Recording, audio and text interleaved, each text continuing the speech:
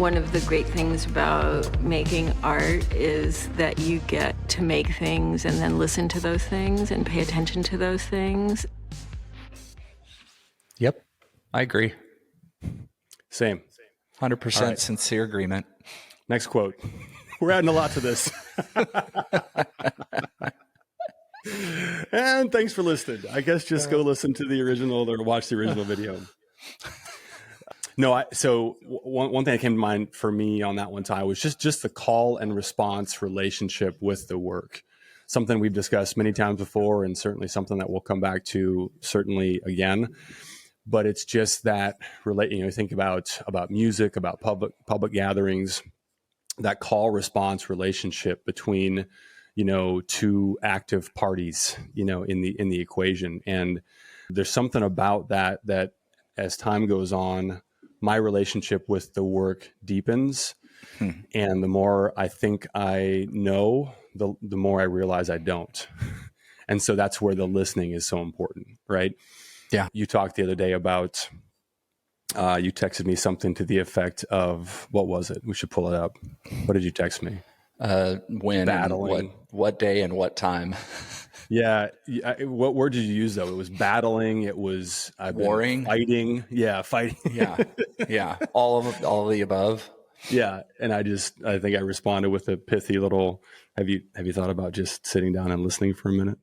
You didn't need to hear that from me, but it's okay. I mean, I feel like that's all I'm doing right now is just being excited, number one, about making art. Right. Because I get to, like she says, but just listening to everything and trying to pay attention to what I'm listening to. Yeah. And it's right now, everything is changing every day. I'm playing with new things. I'm adding new stuff. I'm taking away. I'm deconstructing. I'm reconstructing. I'm listening. I'm looking. And then I'm just kind of going, okay, where are you going? Where are you going? Oh, so you weren't going there. Okay. Right. Rewind, right back, try again, move on, next thing. So, I mean, even this morning before you and I hopped on, I was rearranging things and looking at stuff, adding some pastel, getting some oil sticks out, like making some stuff and then going, that definitely wasn't where it was telling me to go. Okay. Later today, after we're done recording, I'll go in and F around with that stuff. But it's so fun. It's so fun. It's so fun. And as both parties change, the conversation changes. Yeah. It's easy to sort of get stuck in a certain mode of like, oh, this is maybe where this is headed. But then in Arlene's words, make these things, then listen to those things and pay attention to those things. So, all right, we've done something. Yeah. The things that we're having conversations with have changed. So the conversation itself needs to change. And so the listening and the paying attention is critically important. Why don't you give us a quick intro on our featured artist of the day? I'm super excited for this conversation. A lot of really fun stuff we're going to unpack today. Yeah, this was a great find. Obviously, you all know that Nathan and I are massive Art 21 fans. So this is a great little short that they did on the artist Arlene Sheckett. And she's an American sculptor known for her inventive and gravity-defying arrangements and experimental use of diverse materials. Perfect for Nathan, right, everybody? She was born in 1951, and her abstract figurative forms often function as metaphors for bodily experience, the human condition, touching upon imperfection and uncertainty with humor and pathos. That's from her artist statement. And New York Times critic Holland Cotter wrote that her career has encompassed both more or less traditional ceramic pots and wildly experimental abstract forms, often displayed on fantastically inventive pedestals. And he says this is some of the most imaginative American sculpture of the last 20 years. Her work has been in so many places, from the Met to the National Gallery Art, LACMA. She's exhibited in the Whitney, Institute of Contemporary Art Boston, the Frick Collection, and has been awarded so many incredible things like the Guggenheim Fellowship. She won the Joan Mitchell Grant. I mean, her list just goes on, and she's a native New Yorker and lives and works in the Hudson Valley. And this was a incredible discovery, Nathan, finding Arlene. I don't know how I haven't seen her before or come across her before, but like you and I were saying earlier, like we're absolutely in love, like completely in love. Yeah. No, I we'll talk a lot about this, but just I definitely feel the kindred spirit in a lot of the things that she shares and the way that she thinks about and talks about her work. We'll come back to the pedestal part in particular, because that really unlocked something for me just in watching this video as we prepared for this. So let's get into our next quote. Yes. From the Art 21 video, which again, we always cite our sources and reference people back to the source. So this is a phenomenal video. Of course, Incredible. That's not just the quotes that we're going to share audibly, but the video of the work and her process. And if you're an art nerd like Ty and I are, you'll love watching the way she works and the entire process. It's absolutely fascinating. So here's our next quote. I was thinking, I have to have a real appetite for ugly. There are so many points where this thing is just hideous, and yet I have to believe in it, and I have to go on with it, but it might be something good. Right. That's what I was saying when we opened. Like, that's how I've been, like, just going, there's nothing here and it just looks terrible, but I have to believe in it. Yeah. I have to believe in it because I'm going here for a reason and a purpose inside. It's pushing me there. So no matter how shitty it looks right now, how horrible things are coming along, I have to believe in it and go on with it because it might be something good. Yeah. And watching it does, her, I mean, I don't want to be mean about it, but you showed me a couple of pictures. It does look shitty right now. I don't want to be harsh. Appreciate it. I'm kidding. I'm joking. I'm joking. What did we talk about? Curtis? Elephant skin, right? Rhino skin. Rhino skin. Elephant skin. Here we go. But watching her with the clay takes me back to art school. And I started out in ceramics. I started out in clay and worked with clay for a long time. And just seeing her work with the clay, like, it was bringing back so many memories of those moments where you're like, this is just a blob. This is nothing. It's just form upon form upon form upon form with nothing that's truly come to life yet, but it's leading to life. It's leading from these moments of just wet glops of things with fingerprints and thumbprints and movement in it that is leading somewhere. And I just love, I love when people that work with clay talk. There's just, it's a different personality, and it's something that I just absolutely adore, hearing artists that work with clay talk. I think we have to have that appetite for ugly, at least a tolerance for it.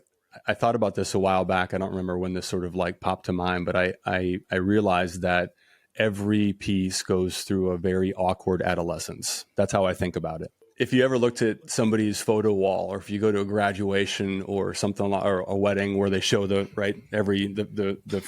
was Ella's first day of school today. We took the first day photo, right? But as things progress, even adults, every adult, right, goes through these awkward phases where you're like, ugh.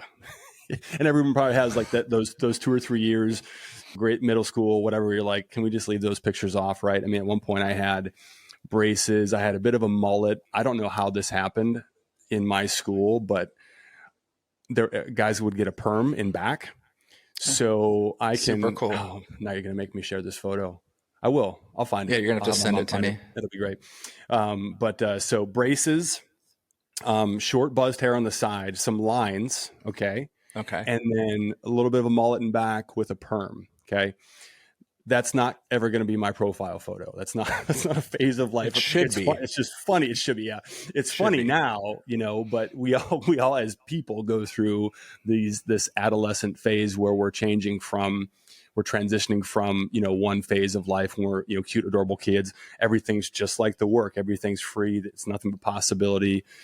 And then before it gets to be its fully formed, finished thing, it's something else. And in her words, ugly. Hideous, but it's that belief that it's going to be, coming back to the work, it's that belief, it's that faith that it could be something good, which even if we really break down the way she thinks about it, it might be something good. It might also not, and that's okay. We have to accept that possibility as well, but it's that belief, that faith that it might be something good that carries us through the hideous, ugly phases. Well, and I think I like that she uses the word an appetite for ugly. Right. So it's just like, thinking about, there's a natural desire. Yeah. There's an appetite for that. And she has to have it. Absolutely. Because starting with an idea is always ugly. If you don't have an appetite for what that beginning part is, which is the hardest part to work through, there's an ugliness to it. It's an awkwardness. It's a not natural moment, the new idea, the new thing. And so if you don't have an appetite for it, you skip it, you move on, you go on to the next thing and keep searching for what feels comfortable or good. Mm-hmm. And I think that's why the artists like Arlene get to the places where they're going, because that appetite is so strong and it's always pushing them. Absolutely. It's something, the other source, we're not going to talk about it too much today. We're mostly going to reference the Art 21 video, but the other great podcast that I would suggest people listen to if you would like to hear Arlene discuss her work more is the Freeze Masters podcast.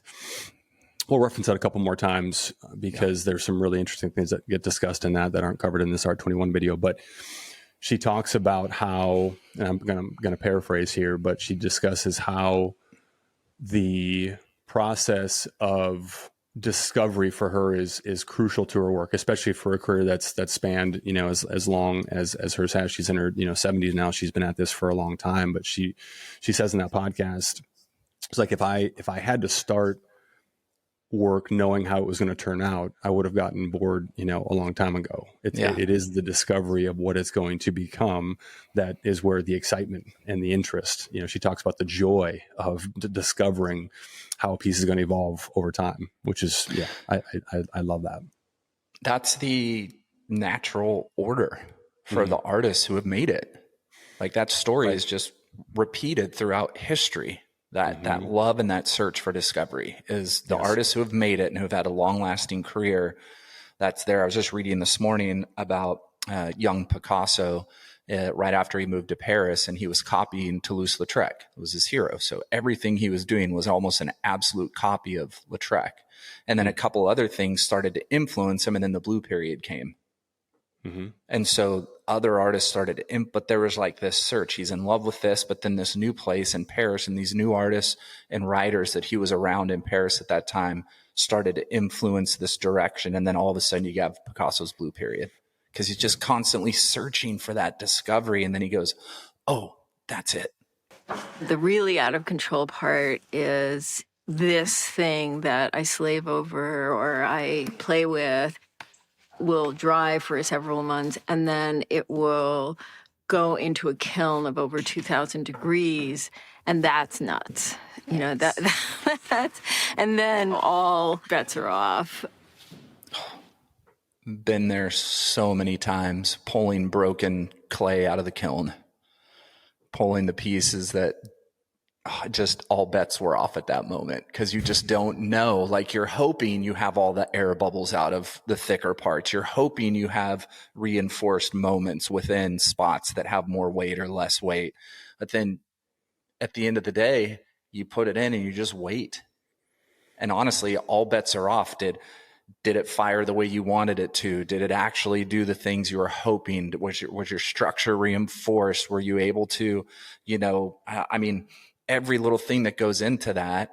And then the next step too, of just the glaze. Sometimes the glaze doesn't come out the way you want to. It's completely, and then it's ruined because it's not the way you wanted it to. And I think that's what I love about, as I said before, artists that work with clay, is there are so many unknown factors that with a painting, I can always paint over it. But for a sculptor and somebody working with clay, if all bets are off and it breaks in the kiln, you're back to square root one again. And you got to refigure it out or move on to the next thing. And there's just a big daring element within that I just find wonderful.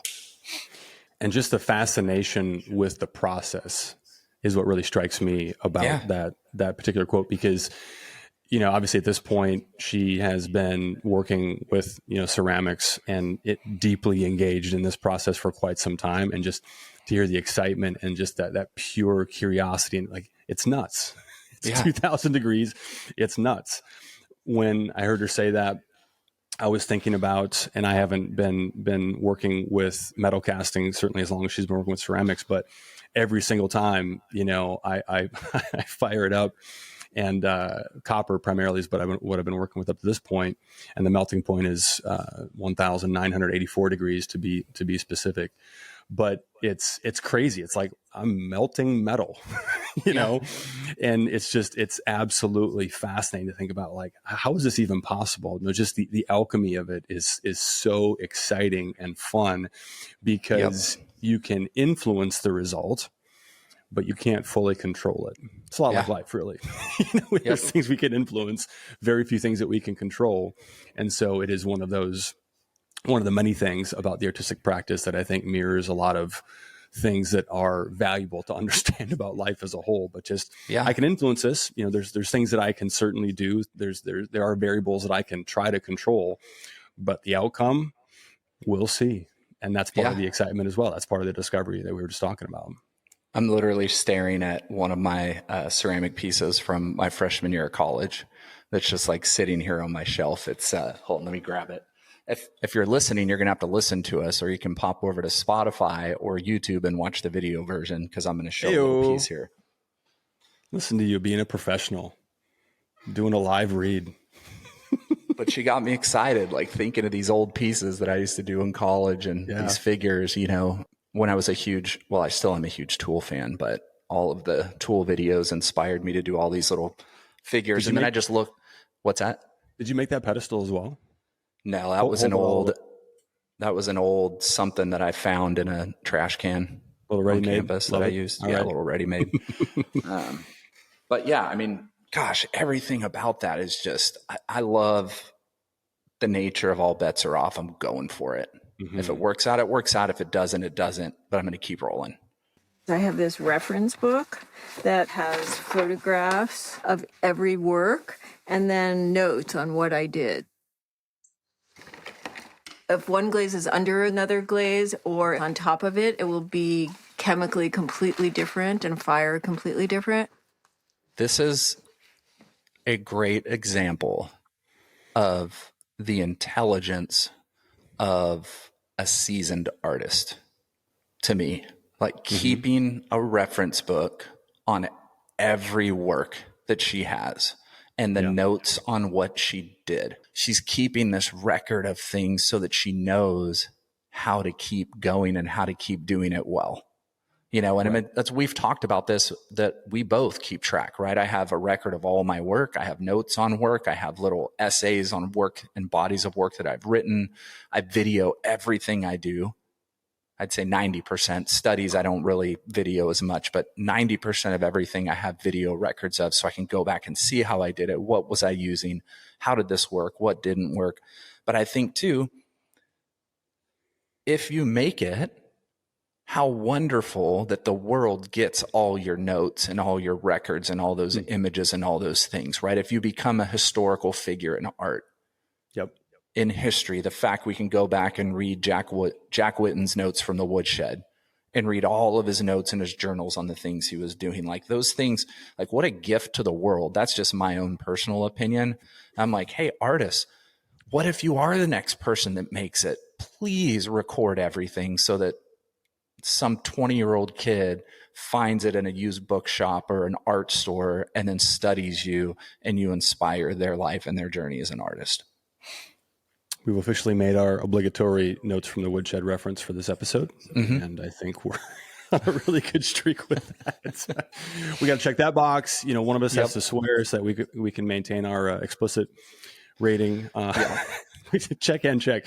We're good. Everything. It's all gravy from here.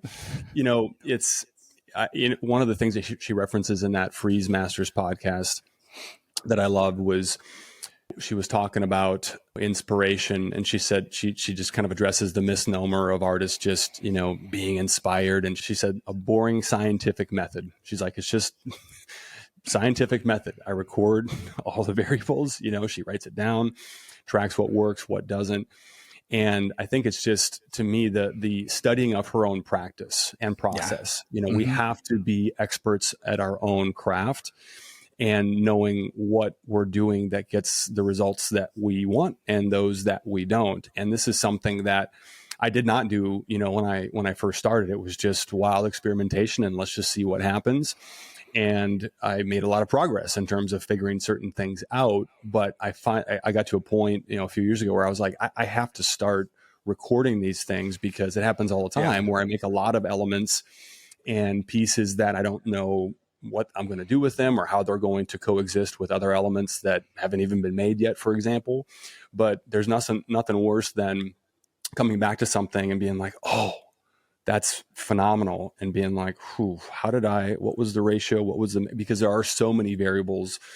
I don't work with glazes, but when she was talking about just the sequence of things, even if all other variables remain constant, the sequence of things, the timing of it, all of it matters.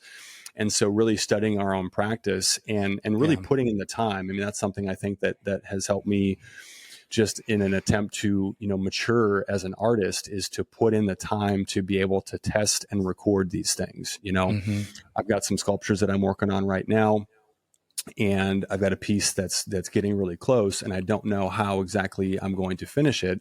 And so I've spent the last week just making 4 individual, test pieces that, are close to what's going to be the finished piece, so that I can test A, B, C, and D.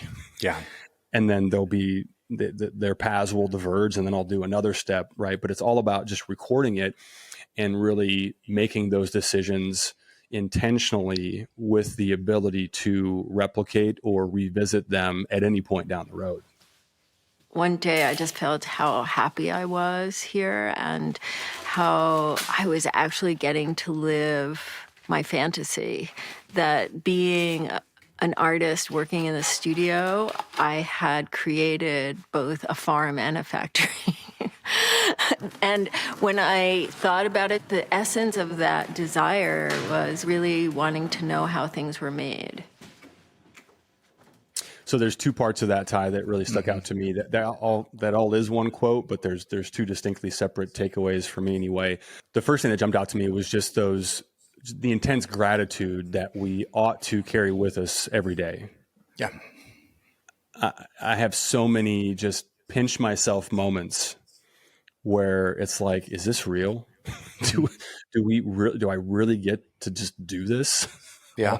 all the time? I mean, it's such a gift to be able to, in our words, live my fantasy. Yeah. And I think that is it's a great default mindset in general to find things to be grateful for, to be thankful for, Sure. of course.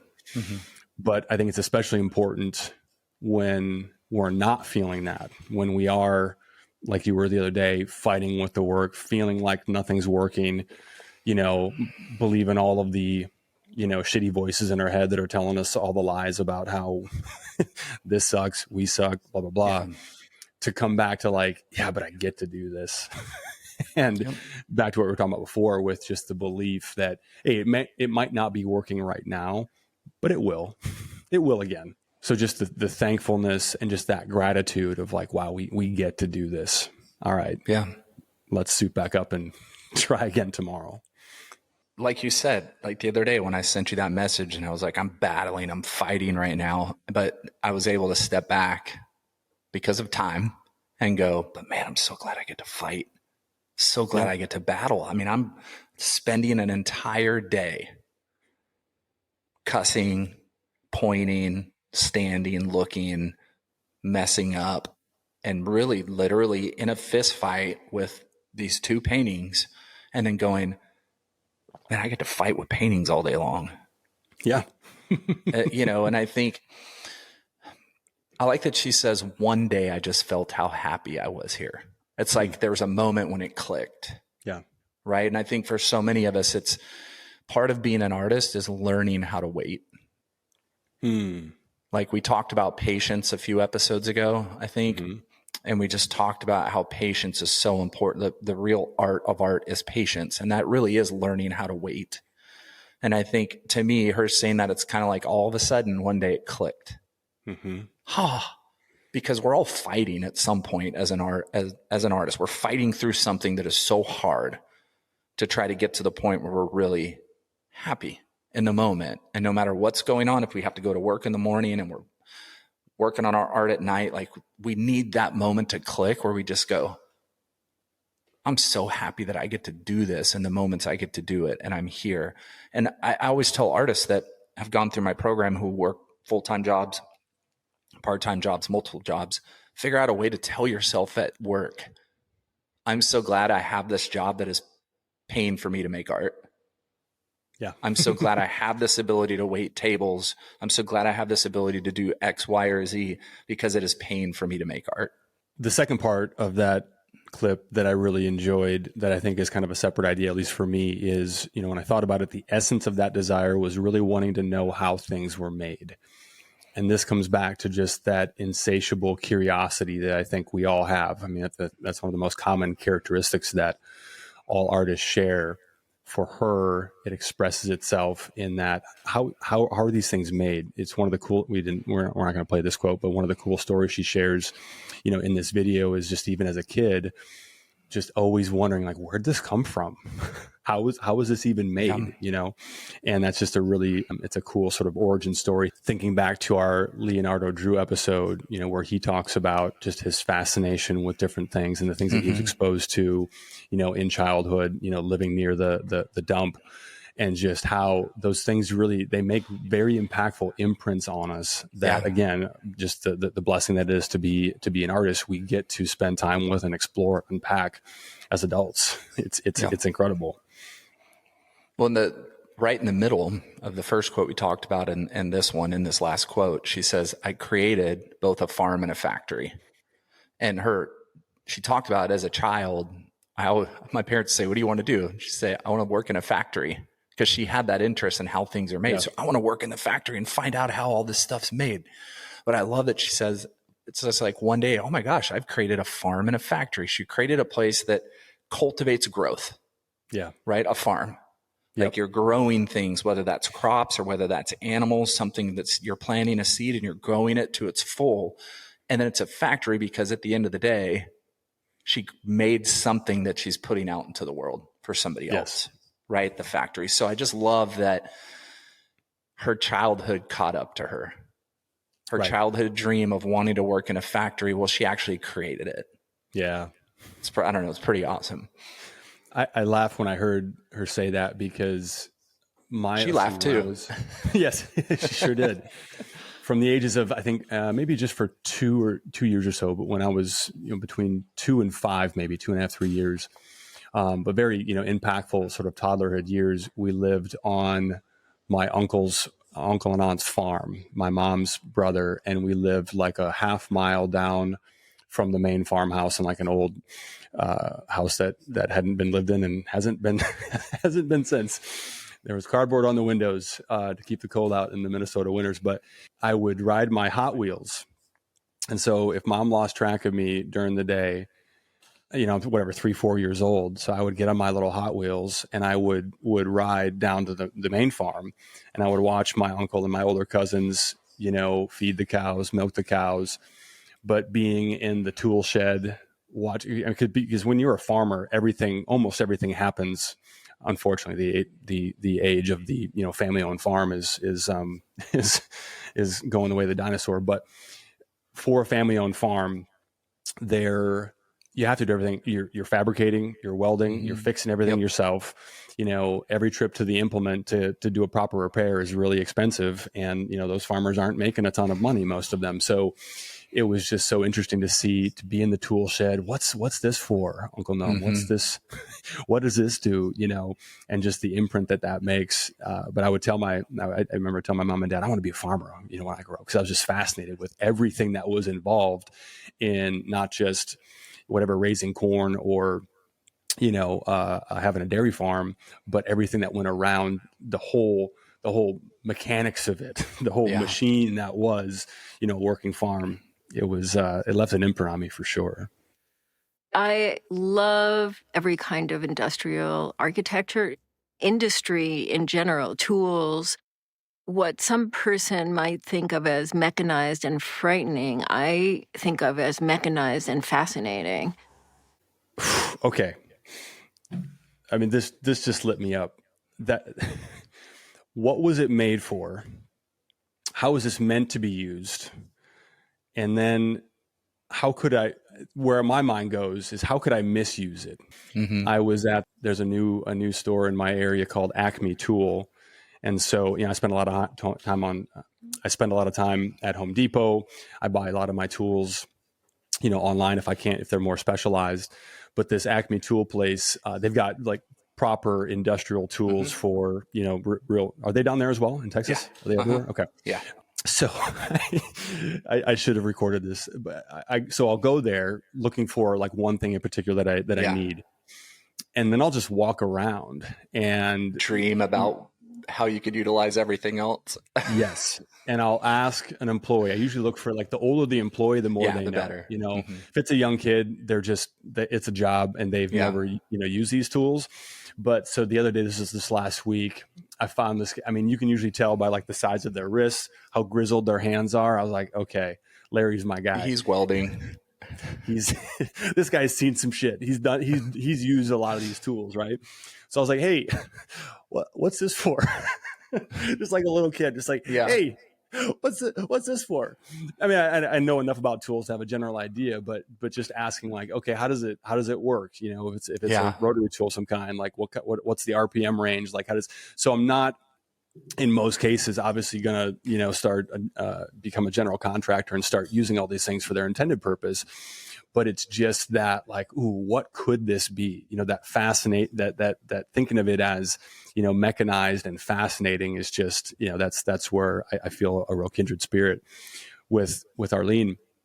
When I was growing up working construction in high school and in college, just as a grunt, on job sites, this brought back a memory for me. I would, one of the common things when you're building homes is using expanding foam for installing windows, or I mean, really all over the house, just for insulation purposes.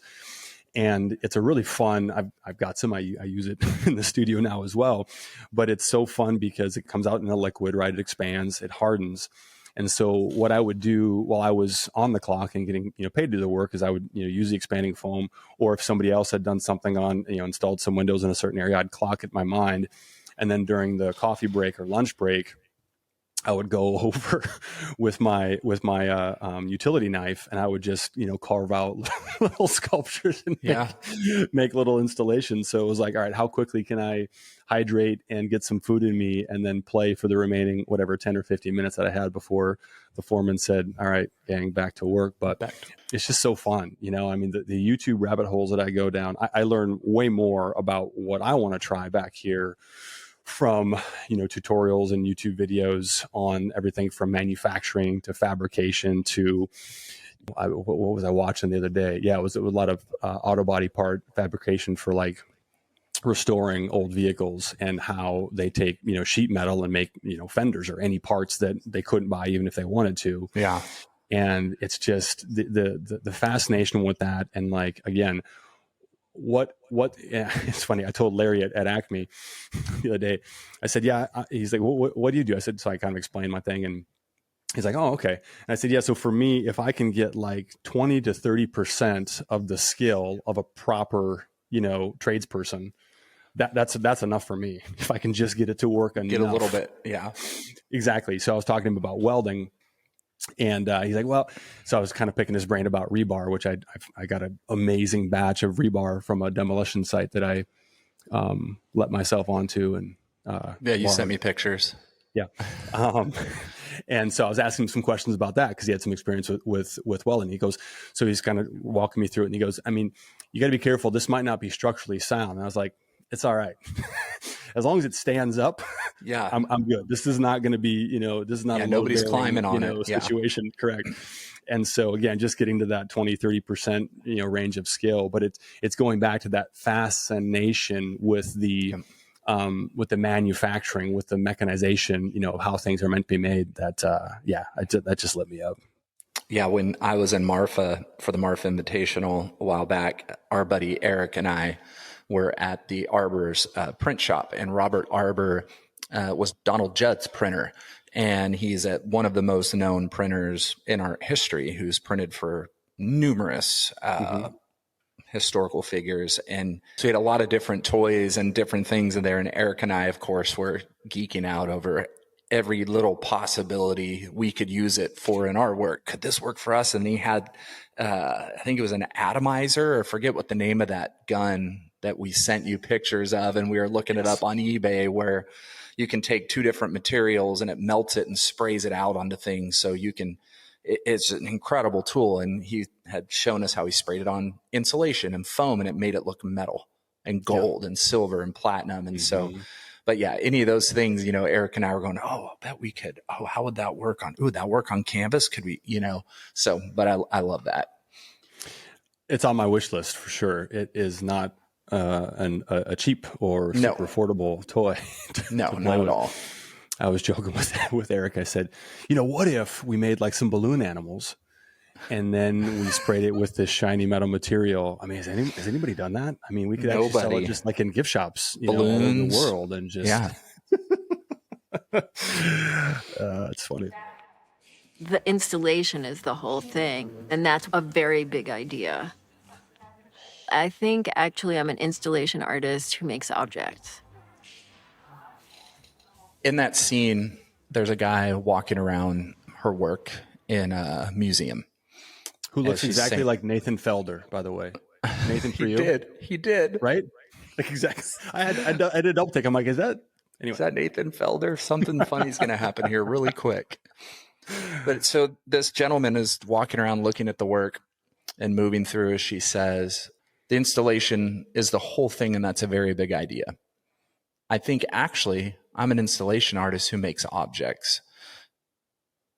I kept rewinding that back and kind of listening and looking, because they're sculptures, right? And it's not a full room with like one thing that you kind of walk in and move around, right? Like a typical installation would be.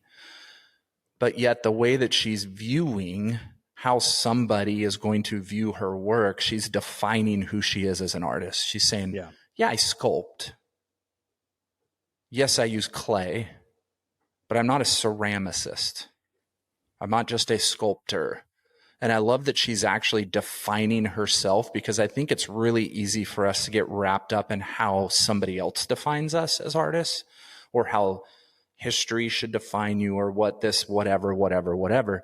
And I'm always encouraging artists that go through my mentorship program, no, let's define yourself. Don't just say I'm X. Let's figure out, like, what are the things you love? What are the emotions that are going into it? What is inspiring you? What are elements that are wrapped up within you from history? And let's figure out a way to define yourself. And I love how she does that. I just think that's really important. I think it's absolutely wonderful when I heard her define herself. And that plays into the next quote as well that we'll talk about in a minute. I wanted to reference something from the Freeze Masters podcast. So she goes into depth with the interviewer about her relationship with how the work is experienced. Okay, to your point about installation, specifically the viewing angle and the height at which it is seen. And when hopefully y'all will go and watch this R21 video as well, but you'll notice that pedestals are at very different heights. Some of the pieces are on the floor. Some of them are at eye level, even for me and Ty. And everything in between. And so she talks about how she wanted to, when she was trying to figure out how these were going to live in space and how they were going to be seen, how she wanted to have control over that and really direct the viewing angles and the experience. And she said, so then I realized I just had to make my own pedestals. And so the pedestal is part of the work itself. And so it was a super wide range of, metal and plexiglass and wood and cement that she uses for that purpose. But that really unlocks something for me. And I think this is why, selfishly, why we do this, Ty. These conversations that we have, even if we weren't, recording it and putting it out into the world. But it's like we can learn so much about our practice by listening to other artists talk about theirs. Yes. So what that unlocked for me, so as I've been moving into sculpture, that's a thought that I've been really wrestling with, is like, okay, how, based on how tall or big they, something's going to hang on the wall. You put it at whatever the appropriate height would be for the space. Pretty simple. Sculpture's different, and so I'm just like, how are these going to live and exist, in space when they're seen? And this just unlocks something for me. So again, it just goes to like, when we can listen to and learn from masters like Arlene, who have been doing this for, over 5 decades, that's how we can really accelerate our own understanding of what we're trying to do. Like that really, for me, I will think about this and I will reference this for years to come, just because we are actively in the game of studying and learning from others. That's the magic, of really diving into, and we talk about all the time, whether it's, reading books, listening to interviews. I mean, we're super fortunate to live in an age where videos like this exist. I mean, imagine if YouTube and video, like whatever formats like this, had existed for the last, 200 years or 2000 years. I mean, how amazing would it be to be able to see and hear the greats that we can only really study the work and maybe some of their writings, from years ago. It's such a tremendous advantage that we have in the modern era. So take advantage of it. Well, we learned last episode, Roberta Smith said, once the work leaves your studio, it's no longer yours, right? And we talk about that at length. But there are certain things we can control as artists. We can control the work, what we're making, how we're making it, but we can also control how that work's displayed. Yeah. And you should control that. If you're a sculptor, you have even more emphasis on how your work is displayed than a painter, right? Unless you're painting something that's supposed to be on the ceiling or on the floor or whatever. But for a sculptor, right, for an installation artist, you have to control the setting. Like, that's part of the piece. That's part of it. So I've talked to you about this. I've talked to Allison about this, our friend Eric, other artists in my program who sculpt and do things. It's like, you need to make sure you have complete control over how it's lit, how it's featured. Is it hanging from the ceiling? Is it on the floor? Is it up against the wall? Is it in the corners, in the middle of the room? You need to control those things, because once it's out and there, you can't control how the viewer thinks, what they think about it, how they view it, all those things. But you need to have it in its right natural setting and how you intended that work to be shown. And I think that's what she did. That's the beauty of the pedestals, is she knew there's still another step missing here for me. I need to create the pedestals because I want my work to be viewed as an installation, not as a sculpture on a 24 by 24 4-foot pedestal. Right. No, it's all different. Low, high, wide, big, all those things. And I think she figured it out and said, no. The essence of my work isn't just the work, but it's how it's displayed as well. I want to make something more than an idea. I don't want anybody to be able to describe the pieces too easily. I want to make things that are more open-ended than that. That's the big challenge. That is the big challenge. Like, that's what keeps me up at night. That right there. I want to make something that's more than just the idea. I want to make something that you can't just answer right away. You can't have like that's it, walk away, right? I want it to be open-ended. I want somebody to walk away and then have to come back. I want discovery. I want things in there, and as a painter, that's a big, big challenge. I personally believe that sculptors, three-dimensional artists, have a lot easier way of doing that than painters. Because it is three-dimensional, it can be viewed in multiple things. A person can move around it and see from, 4, 5, 6 different angles and continue to search and fight rather than just a two-dimensional plane, which is why I still love to sculpt. But to me, that just brings such an even greater challenge of how do I find things in material, not just how it looks in the finished product, but by adding material and adding texture and adding layers and different types of mediums and things, non-traditional elements into it in order to allow those moments to happen. Yeah. I'm always saying yes to new situations. If I keep creating a closed system, then I'm not uncomfortable enough to push some boundary. Here we go. I mean, that's it. So much goodness. Oh, the important thing about that to me is what we want to avoid in order to get what we want. We want to avoid a closed system. We want to avoid, something where this is what it is, this is how it goes, and we're staying on the interstate, the well-worn path, And so what we want is to continue to keep pushing boundaries, right? So acknowledging what we don't want, acknowledging what the potential obstacles to what we want might be. In this case, falling into a certain, I don't want to say groove, but the trap of replicating a slightly different version of what we've done, indefinitely. That to me that's why we're doing this. That's what gets me fired up. That's what gets you fired up. Like that's what, gets me incredibly excited every morning when I get to walk in the door and see what's what is, seeking that discomfort, something we've talked about many times, before, but we have to seek that discomfort in order to push those boundaries. It's necessary. I hate comfort. I really do, personally. I just you don't like though. it. See, that's the thing though. You don't hate it. We all seek comfort. I mean, that's not, one of the rare moments where you and I are going to disagree. You love comfort. Let me lay it out for you. We're wired for it. I never stayed at one job too long. Okay. Because and even in businesses that I started, or even in places I've gone and helped build, the second I got comfortable, I was out. Sure. The challenge didn't exist anymore. I've lived plenty of places all over the world, constantly moved, constantly gone to places, new things, even as a kid, I even had mentors who were like, I'm really worried about you. I remember the first, a teacher who was one of my heroes growing up in fourth grade.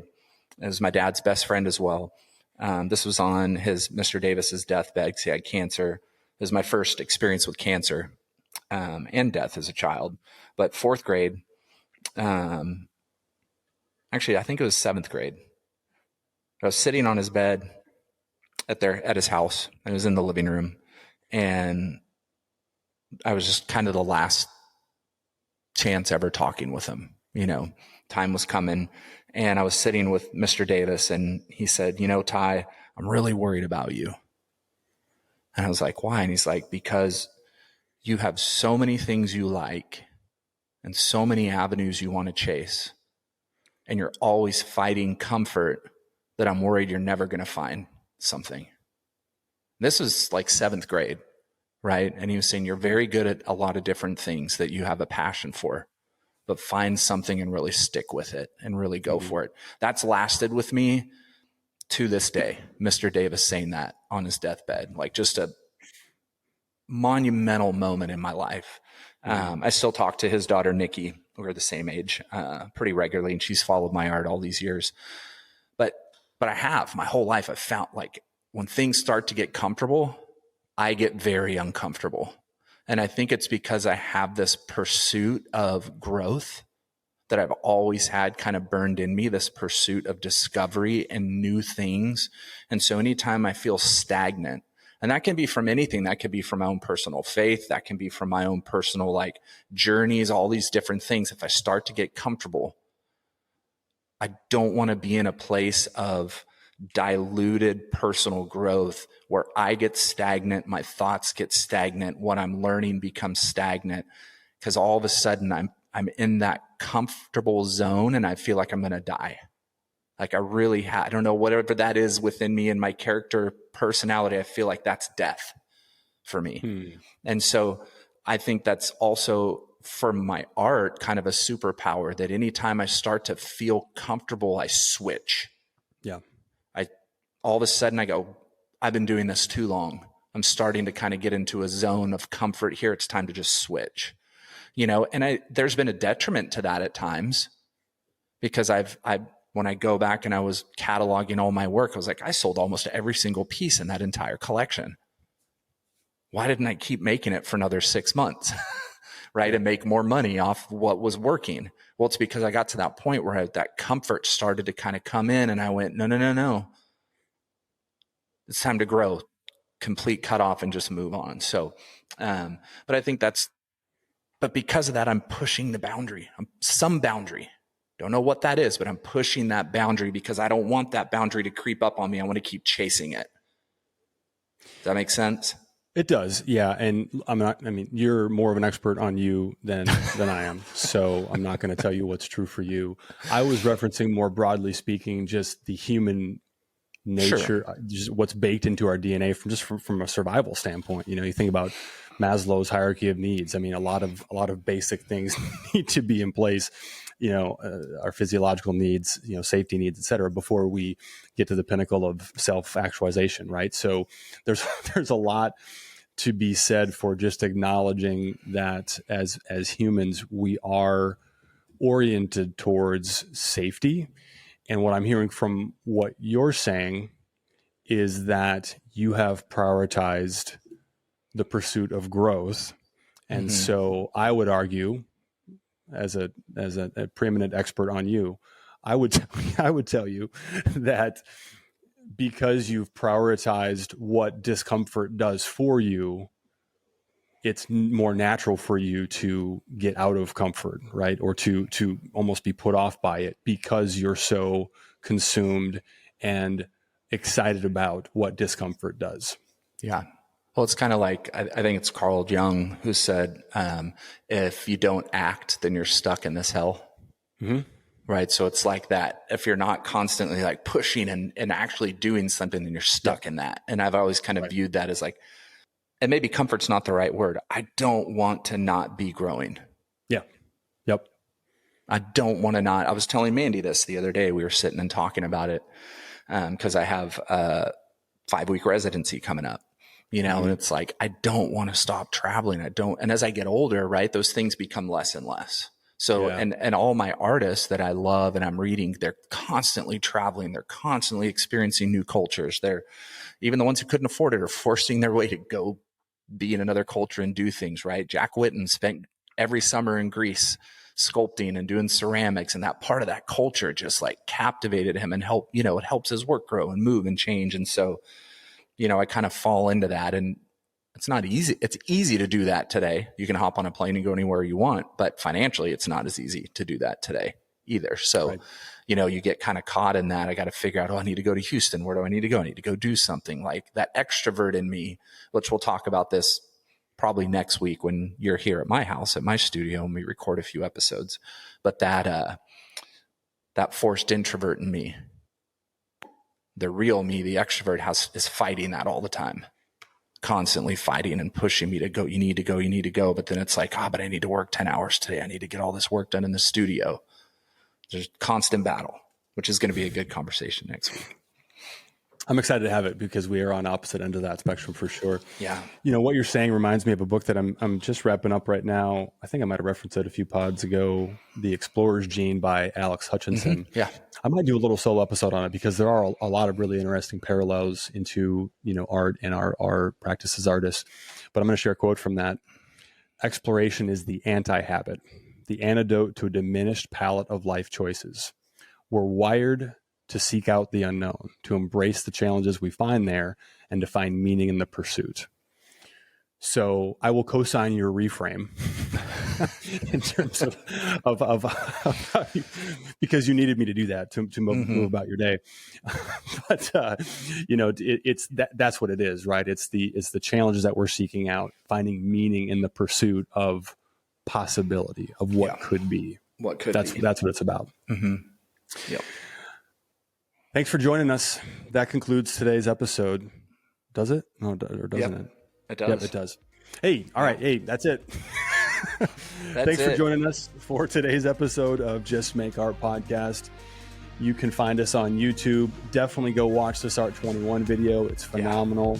Yeah. And I would also recommend checking out that Freeze Masters podcast as well. That's on all the podcast places that you would find. And join us next time for whatever's next. Yeah. Actually, we know what's going to be next. I'm coming to you in just a few days. We're going to record a couple of episodes live in that very studio. So excited for that. Yeah. So go be uncomfortable in your studio today. Here we go. All right.